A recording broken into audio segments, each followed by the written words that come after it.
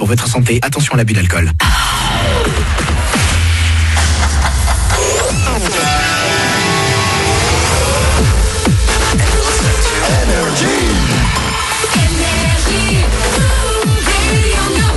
Allez, bonne matinée, bon courage, vous partez bosser. On va écouter DJ Snake juste après les infos sur Énergie, les 9h pile.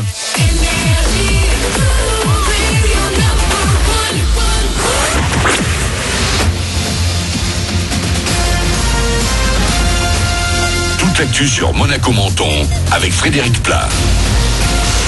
Bonjour, la course à la fraîcheur, pas la peine de courir, le soleil est déjà en train de réchauffer l'atmosphère et il va bien faire grimper les températures tout au long de cette semaine. 25 degrés actuellement à Monaco, jusqu'à 30 cet après-midi. C'est dans l'intérieur des Alpes-Maritimes qu'on aura le plus chaud cet après-midi, jusqu'à 35 degrés.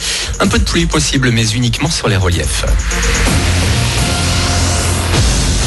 Préparez-vous donc à avoir chaud cette semaine. Pour la deuxième fois en moins d'un mois, un épisode de canicule arrive sur la France. Le sud-ouest et le centre-est sont les premières régions concernées avec 21 départements déjà placés en alerte orange.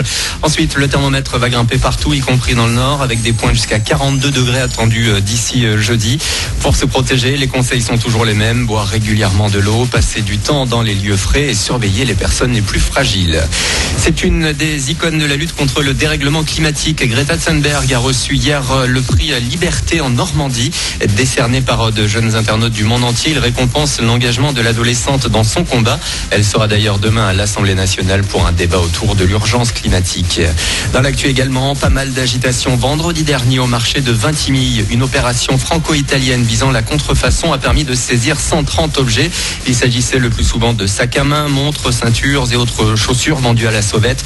Ce genre d'opération a lieu environ 2 fois par mois. Pour l'acheteur, se faire coincer, c'est risqué 3 ans de prison et jusqu'à 300 000 € d'amende. À Monaco, pas de contrefaçon, mais des ventes aux enchères qui atteignent des records. La semaine dernière avaient lieu les enchères estivales. Elles se sont terminées ce week-end avec des recettes estimées à près de 20 millions d'euros. Certains bijoux sont repartis pour plusieurs centaines de milliers d'euros.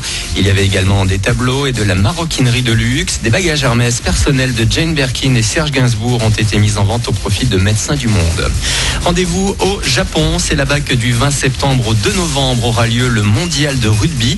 Mais en attendant, c'est à Monaco que l'équipe de France vient se préparer, mais aussi prendre un peu de bon temps.